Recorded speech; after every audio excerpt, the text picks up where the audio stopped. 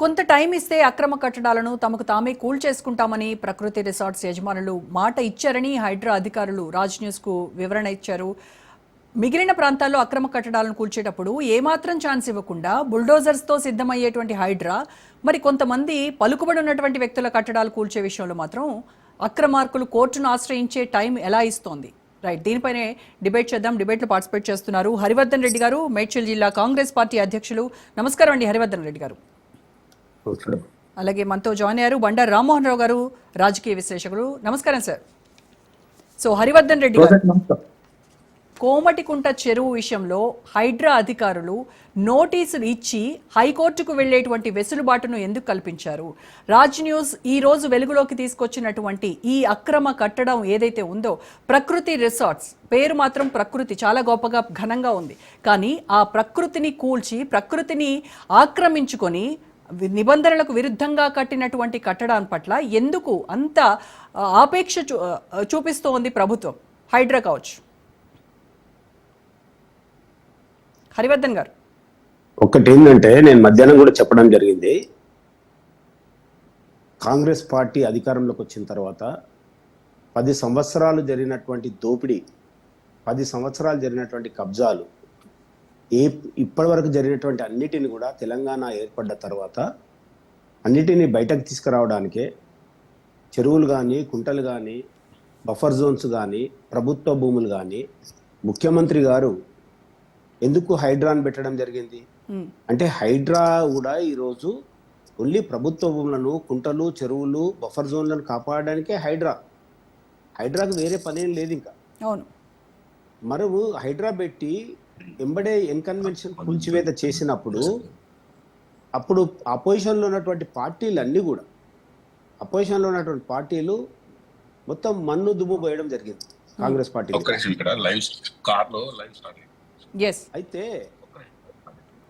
కొంతమంది కోర్టు కూడా వెళ్ళినారు, అయినా కంటిన్యూ ప్రాసెస్లో చేస్తుంటే కోర్టు హైడ్రా కమిషనర్ రంగనాథ్ గారిని కోర్టు హెచ్చరించి, మీరు ఏ విధంగా కూల్చివేస్తారు, మీరు ఎన్ఆర్ఎస్ఏ నుంచి తీసుకున్నటువంటి గూగుల్ మ్యాప్స్ కానీ వంటిని అవే ఫైనల్ అని ఎట్లా అనుకుంటారు, మీరు సొంతగా సర్వే చేసి ఆ సర్వే మ్యాప్ను సబ్మిట్ చేసిన తర్వాతనే మీరు కూల్చివేతలు చేపట్టాలి అని హెచ్చరిక చేసి ఆయనకు వార్నింగ్ వేయడం జరిగింది హైకోర్టు.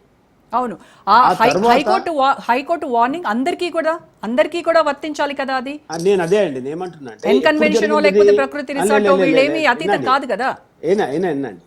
అంటే, ఎక్కడెక్కడైతే జరుగుతున్నాయో కంటిన్యూ ప్రాసెస్ జరుగుతున్నప్పుడు హైకోర్టు పిలిచి హెచ్చరించిన తర్వాత అప్పుడు రంగనాథ్ గారు కానీ, కమిషనర్ కానీ వీళ్ళందరూ కూడా ఏం చేశారంటే, మనము సర్వే చేసి సర్వే మ్యాపులతో, అంటే ఎవరైనా కోర్టుకు వెళ్ళినా కూడా కోర్టు నుంచి స్టే రాకుండా ఉండడానికి కొంత వర్క్ జరుగుతుంది రెవెన్యూ పరంగా.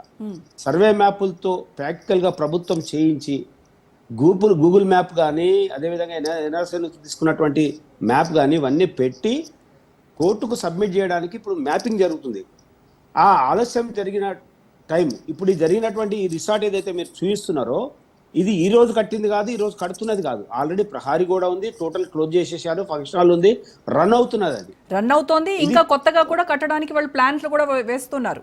వాళ్ళు ఉన్నది నేను చూశాను. నేను ఏమంటున్నా అంటే, వాళ్ళు ఇప్పేయడమే జరుగుతున్నది. అది కాంగ్రెస్ పార్టీ అధికారంలోకి వచ్చిన తర్వాతనే ఇవి జరుగుతూ ఉన్నాయి, ఏంది కూల్చివేతలు కానీ ఇప్పుడు అపోజిషన్ పార్టీ ఏ రకంగా ప్రభుత్వానికి ఇన్కమ్ తగ్గియడానికి, ప్రభుత్వంలో హైదరాబాద్ ఇమేజ్ను డ్యామేజ్ చేయడానికి, ఏదో రకంగా కాంగ్రెస్ ప్రభుత్వాన్ని, రేవంత్ రెడ్డి గారిని బ్లేమ్ చేయడానికి, రియల్ ఎస్టేట్ పడిపోయింది, హైడ్రా తీసుకొచ్చిండ్రు, అందుకే రియల్ ఎస్టేట్. హైడ్రా ఒక డ్యూటీస్ ఏంటి, ఎవరన్నా పక్కడబందీగా భూమి కొనుక్కొని హెచ్ఎండిఏకి వెళ్ళి లేఅవుట్ తీసుకొని మున్సిపల్కి వెళ్ళి పర్మిషన్ తీసుకుంటే ఎవరేమన్నారు, కానీ హైడ్రా అడ్డం పెట్టి రియల్ ఎస్టేట్ పడిపోయిందని ఒక బ్రాండ్ ఇమేజ్ని దెబ్బతీసి, కాంగ్రెస్ పార్టీ అధికారంలో ఉంది కాబట్టి రేవంత్ రెడ్డి గారిని ఇబ్బంది పెట్టాలని ఇన్కమ్ తగ్గియడానికి, రాష్ట్రానికి ఇన్కమ్ తగ్గించి, మేము ఇచ్చినటువంటి గ్యారంటీలను, అంటే 6 గ్యారంటీలు కాంగ్రెస్ పార్టీ ఏదైతే ఇచ్చిందో ఇచ్చిన మాట నిలబెట్టుకోకుండా వాళ్ళు తప్పుడు ఆరోపణలు చేసి ఇన్కమ్ తగ్గించి ఏదో రకంగా కాంగ్రెస్ పార్టీని, రేవంత్ రెడ్డి గారిని బ్లేమ్ చేయాలనే ఉద్దేశంతో చేస్తున్నటువంటి నాటకాల్లో భాగమే హైడ్రాను బ్లేమ్ చేయడం. హరివర్ధన్ గారు, ఒకటే స్ట్రైట్ క్వశ్చన్ అడుగుతానండి. బడాబాబులకు నోటీసులు ఇచ్చేటువంటి హైడ్రా ఎంతమంది సామాన్యులకు నోటీసులు ఇచ్చి వాళ్ళు ఉన్నటువంటి ఆ ఇళ్ళు కావచ్చు, అక్కడ ఉన్నటువంటి షాపింగ్ కాంప్లెక్స్లు ఏవైనా అవి కూల్చివేతకు పాల్పడింది? నేను ఒకటి ఏమంటున్నానండి, మీరు చెప్పేదంతా కూడా బిఫోర్ కోర్టు జరిగినాయి. ఇప్పుడు ఆఫ్టర్ కోర్టు చెప్పిన తర్వాత ఎక్కడ కూడా కూల్చివేతలు వితౌట్ నోటీస్ ఇచ్చి టైం ప్రకారం చేశారు తప్ప ఇక్కడ చేయలే. ఎప్పుడైతే ఫటాఫట్ చేద్దామనే ఉద్దేశంతో చేయడం స్టార్ట్ చేసిన తర్వాత దీనికి వీళ్ళందరూ కూడా ఈ రోజు మాట్లాడేటువంటి అపోజిషన్లో ఉన్నటువంటి పార్టీ వాళ్ళందరూ మాట్లాడేటువంటి మాటలన్నీ కూడా కోర్టు రంగనాథ్ని హెచ్చరించక ముందు జరిగినటువంటి డిమాలిషన్స్. ఆఫ్టర్ హైకోర్టు హెచ్చరించిన తర్వాత దీని మ్యాపింగ్ అంతా జరుగుతూ ఉంది. సర్వే మ్యాపింగ్, ఎక్కడెక్కడైతే చెరువులు కుంటలు ఉన్నాయో, బఫర్ జోన్ ఎక్కడెక్కడ ఉందో, ఎవరు కబ్జాలు చేశారో అనేది మ్యాపింగ్ జరుగుతుంది. ఒక్క రోజులో అయిపోదు కదా, అర్ధరాత్రి అయిపోయే పని కాదు కదా. అది కొంచెం లెంత్ ప్రాసెస్, కొంచెం టైం పడుతుంది. టైం పట్టిన తర్వాత అది వచ్చిన తర్వాత కోర్టుకు వెళ్తే కూడా ఈ మ్యాపింగ్ పెట్టి ఎవరినైతే కూలగొట్టాలనుకుంటున్నామో, ఎవరికైతే నోటీసులు ఇస్తున్నామో వాళ్ళకు స్టే రాకుండా ఉండడానికి కాంగ్రెస్ ప్రభుత్వం పకడ్బందీగా పక్కాగా రంగనాథ్ గారు చేస్తున్నటువంటి కార్యక్రమం. ఇప్పుడు హైడ్రా ఉండాలనుకుంటున్నామా వద్దనుకుంటున్నామా అనేది అపోజిషన్ పార్టీ వాళ్ళు చెప్పాలి. ఒకసారేమో హైడ్రా వద్దు, ఇది ఎక్కడ హైడ్రా, అవసరమా, కూల్చివేతలు ఎందుకని మాట్లాడతారు. ఈ రోజు ఏం మాట్లాడతారు, వాళ్ళది కూలుస్తారు వీళ్ళది కూలుస్తలేరు అంటారు. కోర్టుకు పోయి స్టే తెచ్చుకుంటా ఉన్నారు. అందుకే ఏంటంటే సమయం తీసుకున్నా పర్వాలేదు, చేసే పని పకడ్బందీగా. కుంటలు చెరువులు కబ్జా చేసిన ఎవరిని కూడా వదిలే ప్రసక్తే లేదు. ఒక నెల కావచ్చు, 2 నెలలు కావచ్చు, కానీ వదిలే ప్రసక్తే లేదు. ఈ కూల్చివేతలు డెఫినెట్గా జరుగుతాయి, ప్రభుత్వ భూములను కాపాడడం జరుగుతుంది. కానీ ఈరోజు పకడ్బందీగా అపోజిషన్లో ఉన్నటువంటి పార్టీలు కాంగ్రెస్ పార్టీని బ్లేమ్ చేసి, రేవంత్ రెడ్డి గారిని బ్లేమ్ చేసి ఏదో రకంగా హైదరాబాద్ డ్యామేజ్ చేయాలి, హైదరాబాద్ ఇమేజ్ను దెబ్బతీయాలి, రియల్ ఎస్టేట్ను దెబ్బతీయాలి. అయితే హరివర్ధన్ గారు, ఇప్పుడు ఎఫ్టిఎల్ పరిధిలో ఉన్నటువంటి ప్రకృతి రిసార్ట్స్ ఆల్రెడీ అది నిబంధనలకు విరుద్ధంగా కట్టినటువంటి ఒక అక్రమ కట్టడం, దాన్ని కూల్చివేతకు స్టే తెచ్చుకొని మరి ఏ ధైర్యంతో అతను అక్కడ ఇంకొన్ని కన్స్ట్రక్షన్స్ చేస్తూ ఉన్నారు ఆ సదరు రిసార్ట్స్ యజమానులు?